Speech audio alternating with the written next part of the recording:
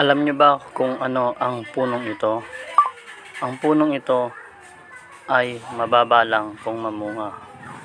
At ang bunga nito ay ang tinatawag na miracle fruit. Ayan, kung makikita ninyo, parang suwa lang siya. Malalaki rin siya at mababa lang siya kung mamunga. Ayan, mababa lang yung kanyang puno. At ang bunga niya, ayan, ang lalaki, kasing laki ng mga suha.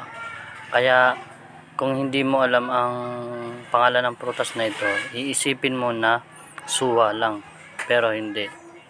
Ayan, kung titignan mo maigi, ang tawag diyan ay miracle fruit. At yan ay bago kainin, niluluto. Oh, ayan, 'di ba? Tingnan niyo, ang baba lang ng puno niyan. Oh, yung bunga niya, ang lalaki. Ayan. Ang lalaki, oh. Sobrang lalaki talaga. At puno niya, ang baba lang. Oh, 'di ba? Oh, 'yan ang miracle fruit. At 'yan ay niluluto at ang lasa daw niyan ay parang wine. 'Yan ang sabi ng mga matatanda dito sa Pampanga. Ayan, ang laki, oh. Oh, parang suwa lang siya.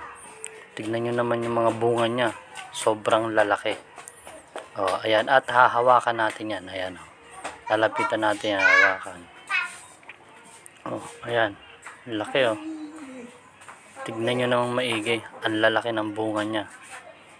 Oh, ayan, sa tabi ko pa. Oh, 'di ba? Sobrang lalaki.